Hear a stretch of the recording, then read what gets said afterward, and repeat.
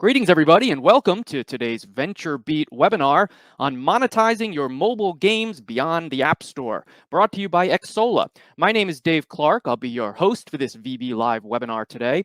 Before we get started, just one quick note to let you know that this will be an interactive webinar today. We will be taking your questions.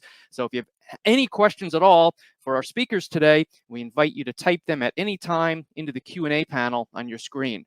Get all of those questions in. And also just a reminder that if your question happens to be specific to one particular speaker, please be sure to indicate that person's name so that we'll know who to address it to. All right, well, let's get started with today's discussion on monetizing your mobile games beyond the App Store. And let's begin by meeting our speakers. Tugay Alyildiz is co-founding CEO at Veloxia Technology. Mika Luotio is Regional Director of Europe at Xsolla.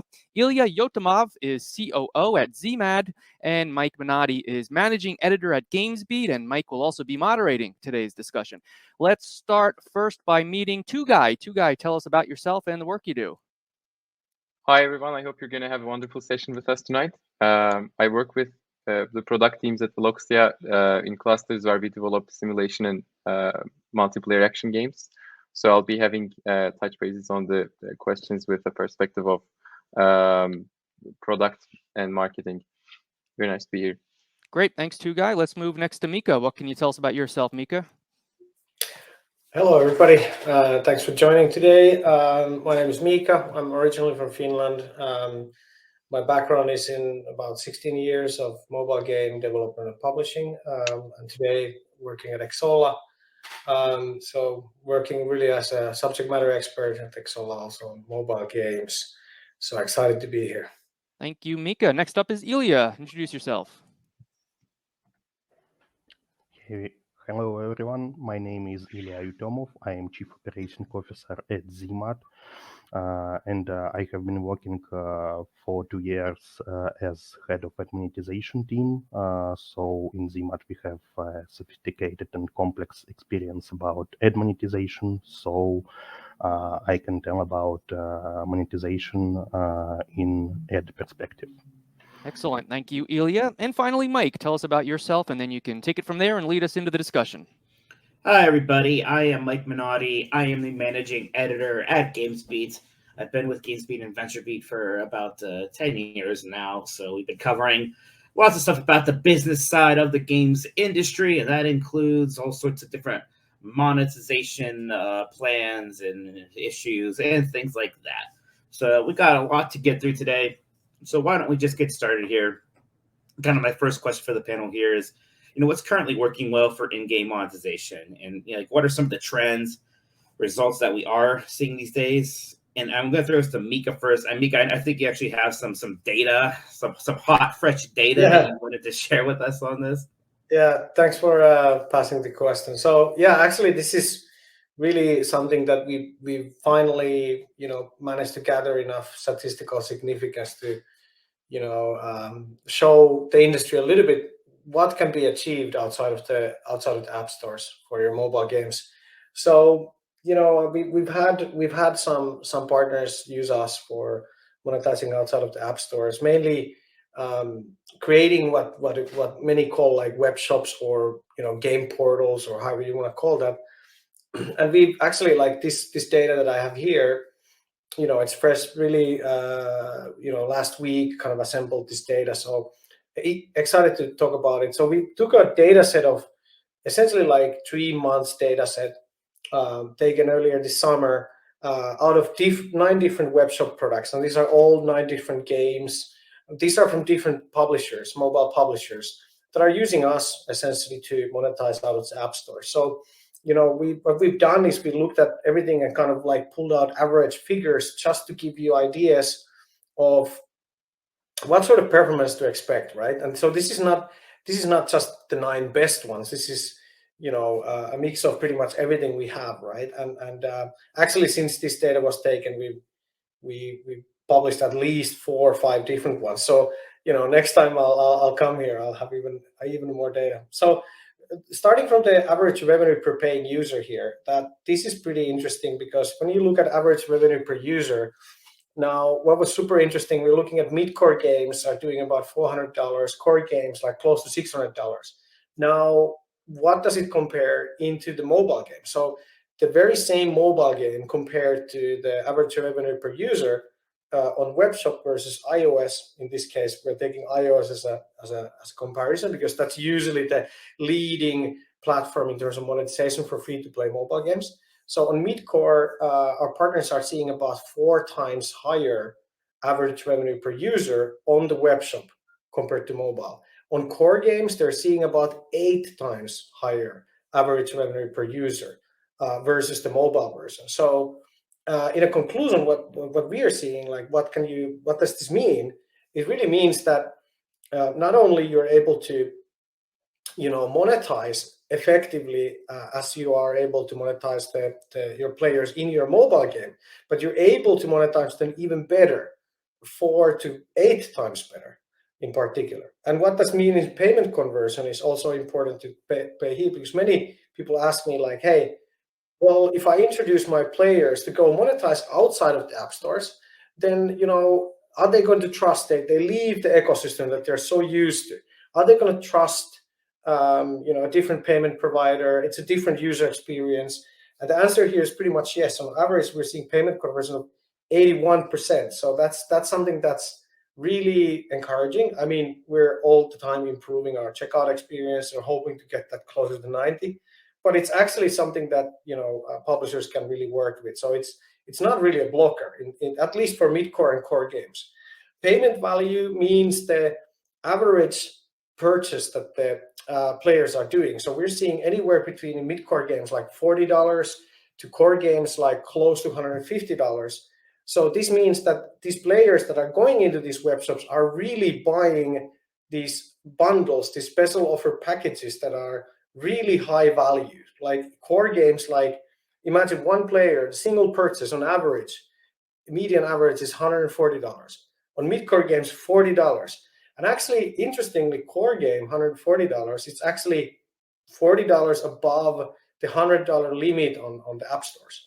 You can't have IAP that are more expensive than $100. So that is also very interesting here. So what we're seeing is really this is a whale shop. I mean, if I would like nickname it in a funny way, it's really milking your whales. And it's a funny mental picture, I know, but it's really milking your whales. And I think it's essentially multiplying the LTV of your most loyal and most eager playing audience. Now, what does it mean in terms of your bottom line is usually the question that we get next. So this is interesting as well. A lot of people, when they hear like, oh, web shop, okay, yeah, like, there's these web shops we see publishers do in Southeast Asia or something. No, the answer here is really like most of our publishers are seeing multiples of their tier 1 revenue, and this is in the US and Europe, and they're seeing actually instead of incremental revenue, they're seeing multiples of it. It's a multiplier, revenue multiplier. So for example, here's like one of the 3 most successful ones that was part of that data. So the most successful game, unfortunately, can't name it because we have confidentiality and all of that. But the most successful game, we're seeing like almost 3 times more revenue on a monthly basis coming from the web shop rather than the web shop. So rather than from the iOS, meaning we've become the leading merchant of record for them, even compared to Apple. And the same goes for the example number 2. They're seeing about almost 1.3 times the revenue. And example 3 is seeing pretty much the same revenue as they're making on iOS, and this is month to month to month, right? And it's not cannibalizing the revenue from the iOS. So this is very interesting, and I'm very eager to actually hear from the other Ilya and Tugai what you guys think about this, and Mike, what do you guys think about this? Like any impressions or questions? Well, I saw that image of whale milking stuck in my head, but outside of that, yes, Ilya, how about you first? What do you make of all of this data that Mika has brought to us? Suppose it's really very interesting, especially in terms of alternative payment methods, which become more and more popular last days, last years on the stores. So as for me, I suppose if your audience is is good for such way of web shop monetization. It is really your chance to increase your LTV and your overall ROAS and revenue from your product. Too, Guy, I was going to have a question for you. Why is monetization on the App Store not enough? This data kind of almost seems to show why, right? It just seems like you can make so much if you're going to, say, a web shop or something like that. I was actually going to tie up this question with the second part of the previous question, because at Veloxia, we, in order to keep up with the changes in the market and user expectations, we very frequently research the market and try to track the trends. So obviously, after the IDFA, there's this huge shift towards monetization methods other than the ads, and especially the subgenres where monetization dependent majorly on ads. Much less premium games have become less and less profitable, and we're seeing their trends even declining, and companies shifting to start developing in other genres than those. I would even say we can expect new acquisitions following up with this shift in trends due to the regulation changes that ties down there. And I think what's behind this is very easy to explain through unit economics 101. What I'm trying to say here is in conventional marketing, it used to be like profit equals to revenue minus costs, and profits have declined. So this is both due to revenue and cost side. And I think on revenue side, we have very high commissions, which is now called platform tax. If you compare it with the government tax rates that are applied in revenues generated by these platforms, that's very significantly high. And also compared with other platforms, that's even incomparable in that case. And other games being so available to the users, making users expect much higher quality than ever before. And they're rather reluctant to pay so much, as there are much better and many other different substitutes than there has always been. This is making the revenue side much harder for devs, and monetization is becoming harder and harder over time. And looking at the cost size, the recent changes in regulations, obviously talking about IDFA, have increased the unit customer acquisition costs. So it's almost impossible to create the profitable performance marketing campaigns most companies used to have to scale their games. Consequently, the conventional freemium LTV divided by CPI equals the unit ROI, and then how many users you can scale this with type of a calculation is almost like a miracle to believe in, and you rather need to come up with very creative strategies on increasing the organic factor, or putting so much focus on live ops and trying to skim users as much as you can, considering other platform applications like what's being discussed here and so on, have become so much more important than ever. So, Mika, do you sort of agree with these takeaways? Is there anything else we should glean from that data that you brought? I think really great to hear from Ilya and Tugai on that as well. And I think it's a conversation starter. We're trying to understand, and this is like the Wild West right now. I feel like there's so many different publishers doing different things, and the data that we have is really just an opener, right? Like this is opening the conversation, but there's much more into that. So we're diving deeper, and if I do a webinar later with you guys, I hope to have more insights. But there's definitely more there to dig on, and I think publishers innovating where they're finally kind of free to innovate. We're seeing some really interesting approaches to this. So it's going to be an exciting future. All right, Ilya, let's talk a little bit about like these alternatives specifically outside of these big app stores. What sort of avenues and platforms should developers and publishers be looking at? Okay, besides well-known app stores like Google Play or App Store, as a publisher, you should first look at some emerging stores which are mostly developed by mobile phones manufacturers. I do not want to mention some of brands here, but I'm sure that all of us know what I'm talking about. So the main specific feature of the stores is that they are mostly very geo-concentrated. So if you look for some specific geos, you have to understand, and if you look at some specific geos and you would like to improve your discoverability on emerging stores, you have to understand what of these stores are most popular on this particular geo. But I would like to mention one particular app store, which is Amazon App Store, for example. Which with Amazon we have the best experience for now as of third-party stores, which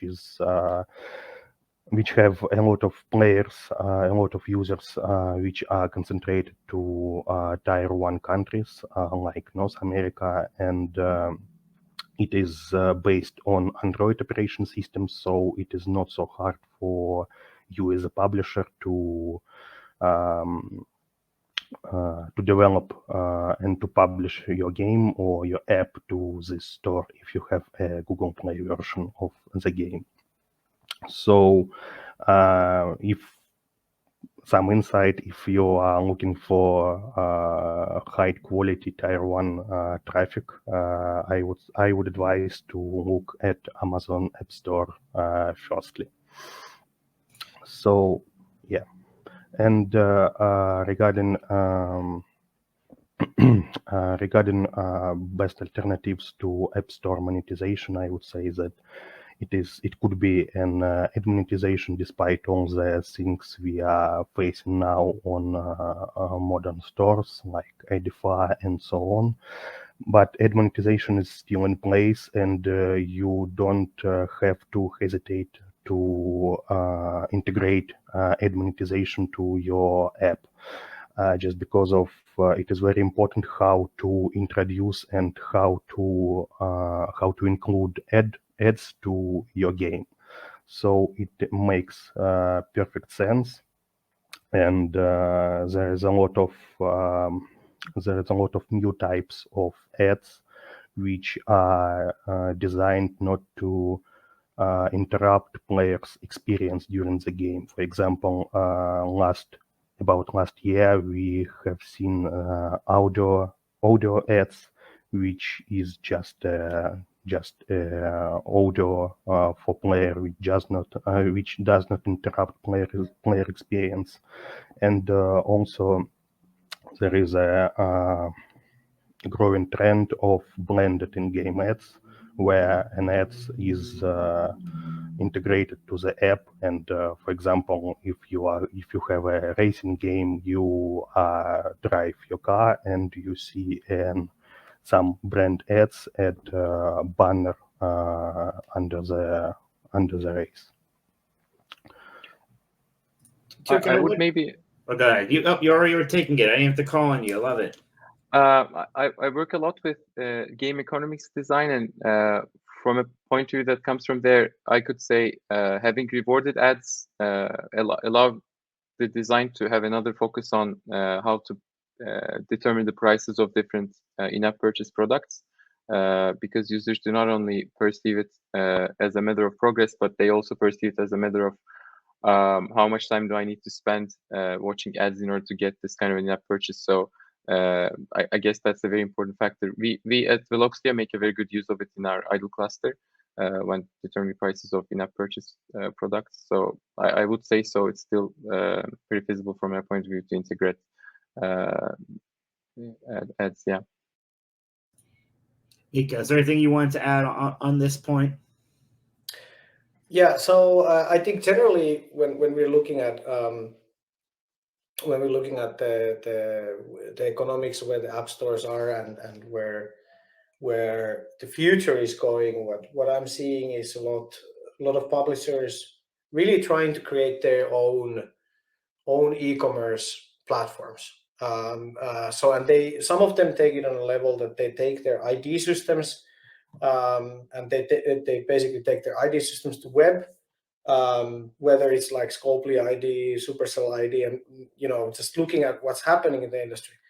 And this is really an effort to essentially get yourself closer to your player base and be able to tap into what the e-commerce industry has known for decades already. Like, if being able to do personalized, targeted offers, algorithmic approach in terms of how to improve monetization and serving content, purchasable content, in a way that is really tailored for the player. And I think that's something that previously has been really reliant on the platforms and the limitations of it.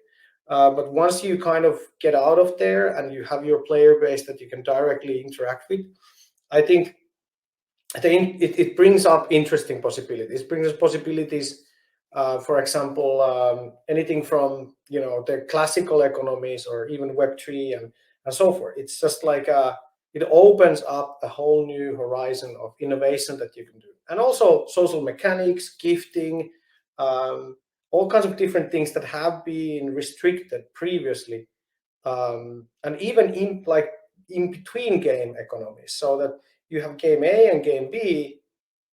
When you own the player base, you're able to introduce economies that interlink between multiple games that are in your portfolio as a publisher.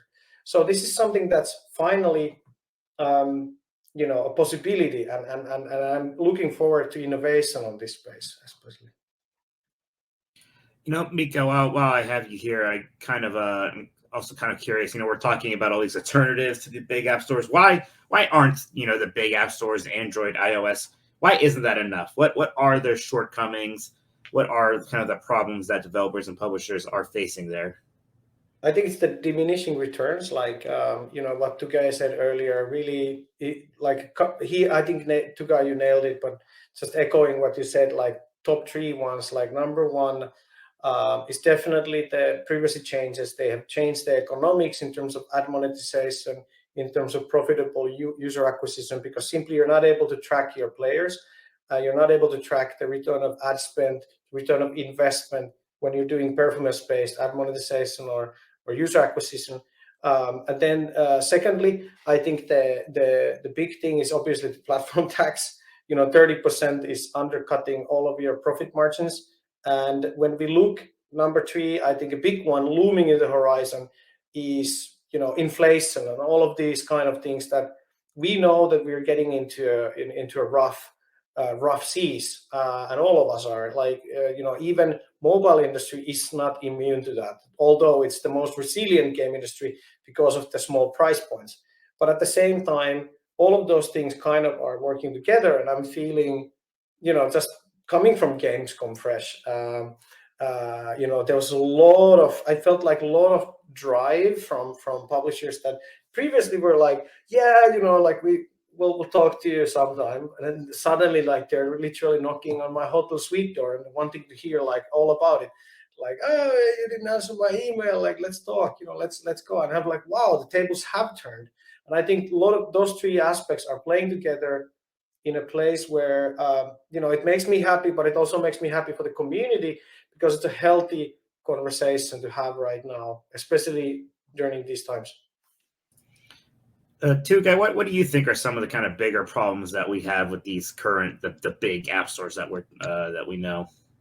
I completely agree with Mika on this, actually, but I just wanted to add one last thing, that I guess socioeconomically speaking, people tend to look at their entertainment budget when they're going through a hard time. So that's another impact where we still haven't seen the inflation impact on the user revenue side. But I think perhaps in half a year time or something, it'll have the impact there. So I guess a better time can be expected by then, latest. Ilya, do you have any kind of follow-up thoughts here on either, problems with iOS and the Android app stores, or kind of some of these hardships we might be facing with the current economic situation around the world? I suppose that there is a there is a really good chance right now for alternative payment social platforms and payment methods to jump in this industry. So I completely agree with our speakers in this case. Well, all right then. We talked on this a little bit already, but we do have Web3 kind of emerging as maybe this new avenue that can exist outside of these big app stores. So Mika, what are going to be the benefits of Web3? Why should publishers and developers be kind of looking at this space? Well, I think when you look at it from a very simple way, like you have Apple, Google, Steam, all of them basically don't allow anything pretty much on blockchain, NFT, any of these things that are kind of key building blocks for, I guess, some people call it the metaverse, building your own communities, which has been existing in the game industry for a long time. But I think to bridge that gap, when you look at like what's possible through the platforms is basically nothing. And when you go outside of the platforms and you have, like, let's say, your own platform for a particular game or all of your games, there's no limit what you can provide them. You can obviously tap in NFTs that are tied to a mobile game, even if they exist outside of mobile, but you can purchase and transact and transfer, work with NFTs in a kind of like a marketplace way. You can build your own NFT marketplace outside of the platform, but it can still coexist within the game. But obviously, you cannot transact and buy them on these platforms. But that doesn't mean the content that you purchase couldn't be playable or approachable somehow through the game. And same with blockchain, like accepting blockchain as a payment method for microtransactions. That's something that the platforms are not doing in a way that's robust for kind of covering the whole Bitcoin coverage that's out there. And then also in the outward sense, like being able to have play to earn economies that are really meaningful for the player. Play to earn is kind of pretty much hampered. So you have to build those economies in a sense outside of the app stores. But when you do that, whether it's web shop or anything, you take the first step in allowing yourself to have the freedom in your own terms to introduce these kind of more innovative elements, like really have the play to earn component where you need to cash out, for example, what you earn through play. You have a companion website, you can do it there.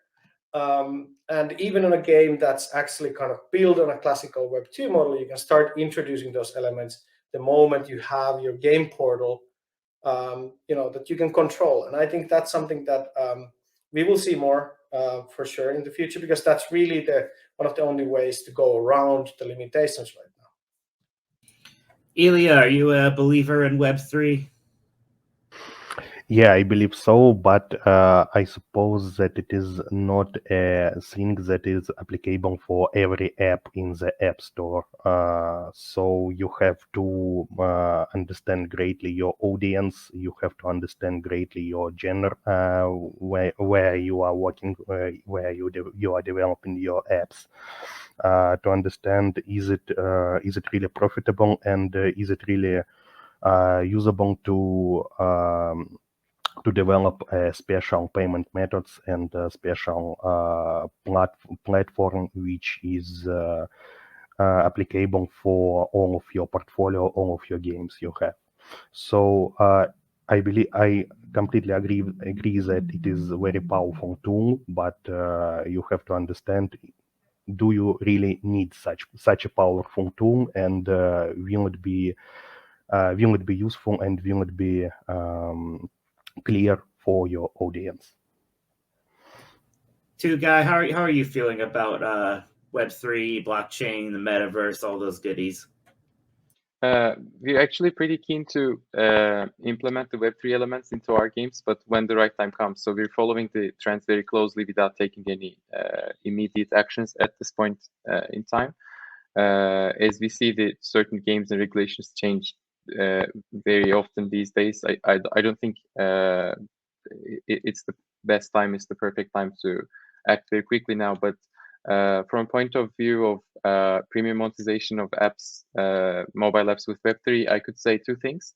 I think one, well, they both stem from the same point actually. So I think the perception of users will change in a way that because there's resale value of almost anything that's purchased that is on blockchain. If the game allows, of course, I think the perceived value of users in users' eyes, I think it's going to significantly increase. So they'll be eager to pay more. And secondly, also they will be eager to pay at an earlier time in their lifetime cycle compared to the premium games, because they're going to be able to resell that immediately if they dislike the game or if the game doesn't deserve a purchase in this case. So I think, like Ilya said, in certain genres where it's applicable, I think it's gonna enable devs to gain an advantage compared to others. Mika, is there any kind of worry about some of this Web3 stuff being impacted by what's been going on in the economy? We've maybe seen some resistance, some, especially in terms of crypto and things like that. Is that a problem? I think what I see a lot of smart developers do. I think we have lost Mika there. I think the Web3 gremlins have got to him. He was probably about to say something bad about them. But in the meantime, Ilya, are you concerned at all about some of the backlash we have seen maybe towards things like blockchain from gamers and things like that? I would say that as for us, we do not use blockchain and NFTs and so on for now for our audience. So all my suggestions and all my thoughts about it are very theoretical for now. But I would say that we are looking very closely on market trends, and we are ready to jump in this trend if we see something good for our players and for our portfolio. Mika, looks like you're back. I had an internet hiccup. I'm sorry, guys.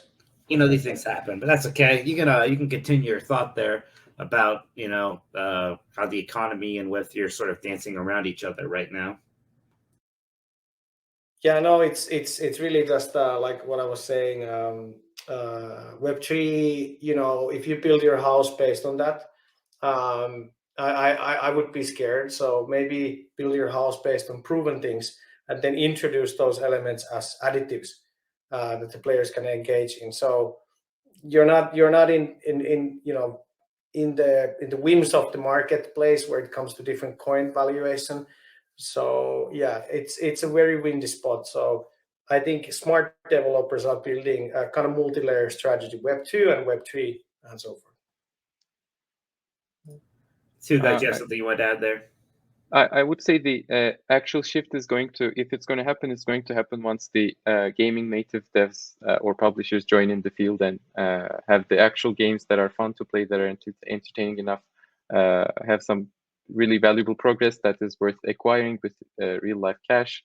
I think that's going to be the time of the change. So one of my teammates once said something that made a lot of sense. So Web3 only enabled us to Web3 implementation in the gaming field enabled us to progress in game and pay for our burgers with that.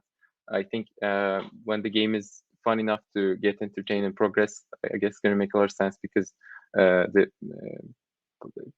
time for only pioneers in Web3 being preferable is perhaps over now, as we see from the certain players in the market like Axie and so on. We actually got a Q&A question here from Anastasia. How can you calculate the possible revenue out of the metaverse before developing?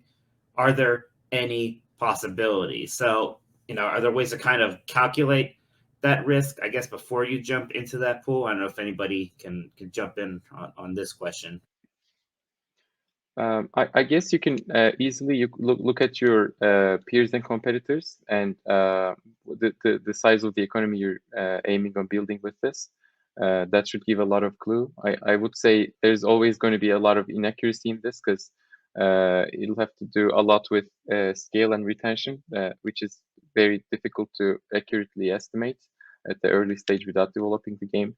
But perhaps by using the learnings of the traditional gaming, I think you can benchmark it against with marketing KPIs like the conversion rates of certain creators or the interest or qualitative feedback of the early community and so on. Those things should give a lot of the clue, but I think accurately estimating that is, in my opinion, rather much less possible. Anybody else have any insights for Anastasia here? Now, well, let's move on then to this next question, actually, which Ilya, I think you can lead us on. It's kind of about App Store fees. That's always going to be a contentious subject for publishers and developers. Is how much is the split going to be between the app stores and the game makers? Is there any chance of those lowering, or for those things kind of coming out more favorable for the developers or the publishers? Yeah, I suppose so. I suppose we, as a publishers and as a game developers, should expect some softens on App Store rules, just because of higher competition between different app stores and developing and making a lot of different payment methods outside of app stores. We can see how app store rules are constantly changing. For example, as I know, Google Play some time ago, Google Play officially allowed to use third-party payment methods. So I suppose that we should expect Apple's turn, and it should be so. As it always when you have a health competition, it is always better for industry, and it is always better for all of people who are in industry. So I suppose that we will see some changes, some major changes in fees in next 1 or 2 years, I suppose. Mika, does that sound right to you? You think we're going to be seeing a shift in these fees in the near future? I think the fees, that is an interesting. I mean, we've already seen the fee shifting to 15% in some edge cases where publishers making less than $1 million a year, which is quite a small margin, and they won't stay there forever. I think, generally speaking, I feel that the moment that the platforms realize that essentially this can't go on, I'm sure there are some plans in place, whether it is working with other payment method providers like us at Xsolla, or working with, in general, some sort of partnership program to allow developers to tap into other payment providers, right? And I think really the only way to go forward, when I look at the regulators like European Union, I think when I kind of read the news articles and some of the posts from European Union, it's pretty clear that it needs to open up. Otherwise, there will be a big bill to pay. And I don't think there didn't seem to be too much gray ground, but obviously, it's not over until a fat lady sings, as they say, the classical saying. So in this case, it's going to take some time, and I think the whole conversation is evolving, and I think next year will be probably a lot of different developments. Tuga, do you have any thoughts on these app store fees and the split between developers and the stores themselves, and how that might change? I completely agree with Ilya and Mika on this. Maybe one last thing to add, following up with the webinar we had back in February. I guess the lawsuit between Fortnite and Apple, I think, will potentially evolve over time. Recent weeks, we also heard Telegram having a trouble with Apple not letting them publish a recent build because it sort of contradicts with one of the Apple's key features, and in my opinion, makes it work in a much better way than Apple designed. I think these sort of regulations will, like Mika said, will develop into unfolding / unexpected developments for us all, everyone, and less empowering Apple in a way, and empowering us rather on this. Also Google, of course. Yeah. We got a couple Q&A questions here. This first one's just for the whole panel. It's from CL. Given that in-game monetization in the apps won't go away for a while, can the panelists share what's working well right now? So any insights on what kind of in-game monetization in apps is sort of performing best at the moment? Depends on the genre. Like when you categorize mid-core, core games work really differently. But I think the better you know your monetizing cohort, which usually in core games tends to be the 1% that actually pay for the whole game, and they spend a lot. So what you need to do is you need to understand their spending behavior and what sort of purchases they may want to do, which kind of leads into the web shop. Like many of our publishers are really using it as a concierge VIP shop, to get the whales there and give them offers that are 200 to 300 to even 600% value offers for the players. So basically they get more stuff in a bigger bundle. So in a relative sense, even if they spend more, they get, like, game value wise, they get 600% more. Like I've actually seen that from one of our partners. And if you know your audience, understanding your audience, and then really catering to them in game or outside of the game is key. And even in mid-core games, it's really like the top 5% that make the money, and 10 to 5%. So in terms of in-app purchases, so really understanding what sort of value offers would they be interested, special offer packages, think about that, and then think about different ways to offer those.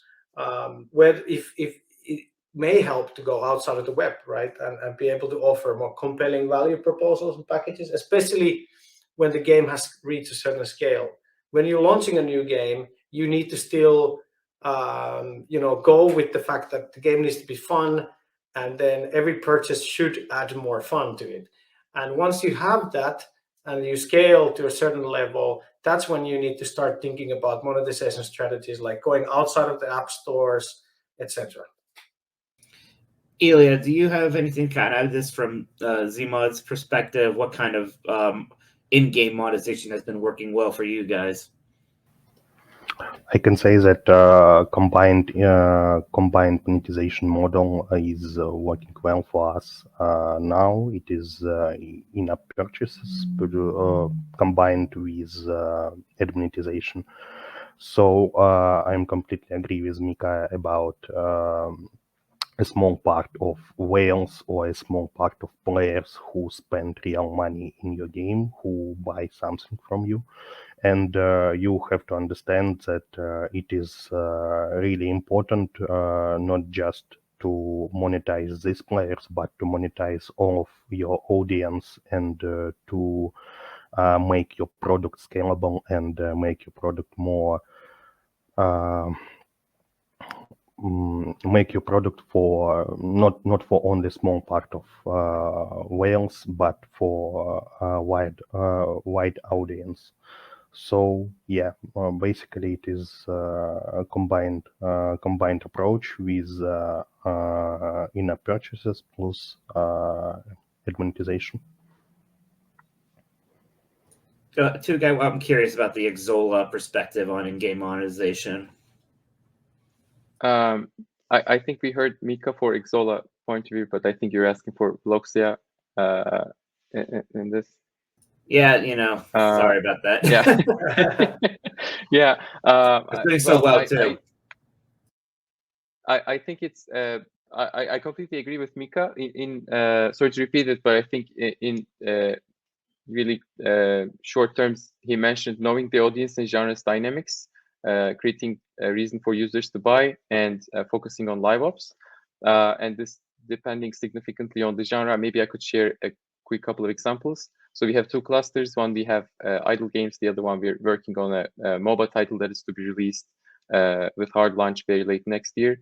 So for the MOBA one, as the developer, you have to make sure the game is not pay to win, because the audience tends to immediately churn once there's the steal. So you should adjust the in-app purchase product accordingly. And on the idle side, the very typical approach is to have rewarded ads that sort of determine a value for users and create something that's taking them away from having fun and playing the game, and but helping them progress faster, and then perhaps converting them into people who actually purchase, make enough purchases. Because for one of our previous games, which we finished scaling recently, I could say 98% of the users almost had watched ads before purchasing enough products, and overall ad watch ratio was around 75%. So I guess that makes sense that to say users need to be monetized in small steps first, and then they can convert into purchasers. So use a good blend of how you tackle them with monetization elements. Ilya, we got a question here just for you from Elizaveta, and I'm sorry, I'm hopelessly American. I probably mispronounced that. But what are the hardest things in ad monetization, and what should young developers know in advance? Okay. So basically, I would say that all ad monetization is staying on three whales. The first is game design, the second is technical integration, and the third is support. So basically, very important to understand your audience, to understand points of ad monetization, points of rewarded videos, for example, and to understand how it is better to integrate it to user experience. The only thing I can advise here is a lot of A/B tests and a lot of tests to understand what performs better. The second whale is technical integration. There is a lot of tests as well, but not A/B tests, just technical tests, which should be handled by your tech team. And there is a lot of documentations and a lot of technical information regarding this. So I suppose it is not the most difficult thing. And the third whale, I suppose, is support.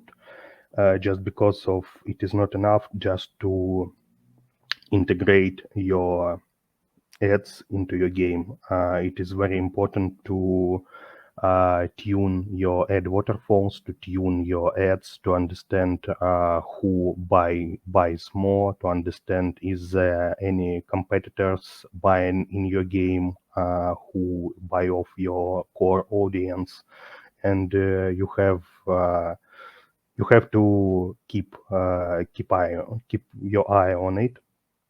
And but it's really a good approach. It can be a really profitable approach for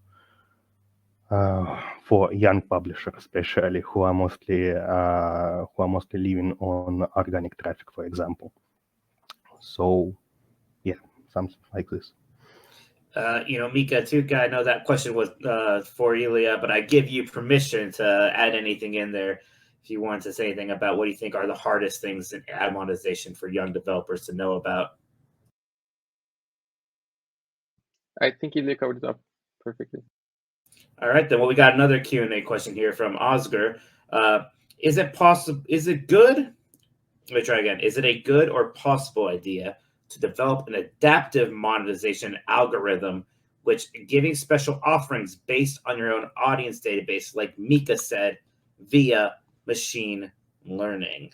So yeah, can we use machine learning here to develop some of those monetization algorithms we get some computer math involved, I guess, is the question here.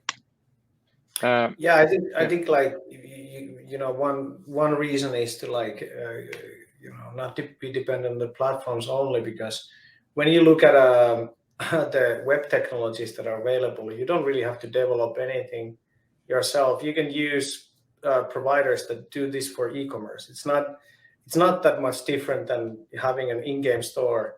So actually, getting out of the platforms and being not being any more mobile client only dependent actually opens you up for a lot more technological options.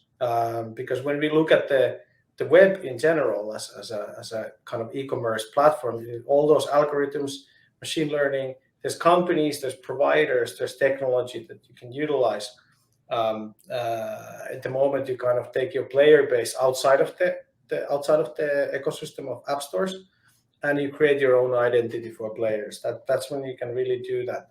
I would say that unless it's your company key pitch, focusing on that may take longer than making a game itself. So first, make a fun game. Second, make sure that all the purchases in the game add to the fun. And I said this earlier. Once you have that, you reach a certain scale. That's when you start optimizing. You shouldn't start optimizing before you have scale, unless you particularly want to be a service provider on that area, which, there's a few companies that operate in gaming space and segmenting and optimizing some of those offers for certain type of cohorts. I can name a few companies, but that's definitely an area where you should rely on the experts. Two guys, you have something you wanted to add here? I have a case study to share, but it also ties to the next question we have. Maybe having that from you first would be better. Yeah, so actually our next question here is, what are some of the best ways for games to create personalized experiences and engagement? So, you can kind of lead us on this one too, Guy. Thank you very much. So I think customization is a great method to provide personal experiences. That's one of the great methods. It's like a spectrum from allowing users to title their own name to their farms or characters, whatever, going to the other side of the spectrum on selecting everything and customizing every detail about the progression elements. I guess in the sort of closer to the middle part of the spectrum, we have match-3 puzzle games where users are allowed to pick certain decoration elements as they progress, and even color them however they like, eventually providing users a more personalized experience. I think the most successful ones can be easily seen all doing this compared to the other ones that are under competition by the newcomers in the subgenre. Perhaps another way, which entitles to the Q&A question, is through live ops. Obviously, this is more monetization focused. So there's this case study that I would like to share with the audience, actually very fresh from our own product portfolio. So like I said, we have 2 clusters, and in the idle cluster, we perceive it like an idle game development engine, but not the typical development engine. We're not trying to compete with Unity here, but we rather have a combination of 2D, 3D visual assets, tools, and systems. And we focus on building different systems or algorithms on helping users and walk them through customized experiences so that we have higher pipeline completion rates on tutorial quests or levels. The reason why I've explained all this is because this is perceived like a tool here, and then you can apply this into another idle game very easily because economics tend to be pretty similar. So we have a new game that's under soft launch now. And by analyzing the very early UX data, such as session time, or where users are more likely to spend their first bits of in-game currencies, etc., instead of designing a linear quest or a progression system, we designed a multi-pathway that works like a decision tree. That's obviously not a machine learning algorithm, but perhaps something closer there than just having a very basic if state machine like linear progression that's very conventional. So users are in this system put in certain baskets at certain milestones, and paths are adjusted accordingly. It's a little like Netflix's Bandersnatch, I think, if that's how it's called. And therefore, the experience is not linear, and it's much more engaging. KPIs wise, eventually the tutorial and quest completion rates have gone. They've increased 50%. They were around 60% in the beginning, and after the implementation of the system, they went up to around 90%. So that's very, very high. This was one of the pillars that enabled us to be able to scale the game in October, which we're looking forward to.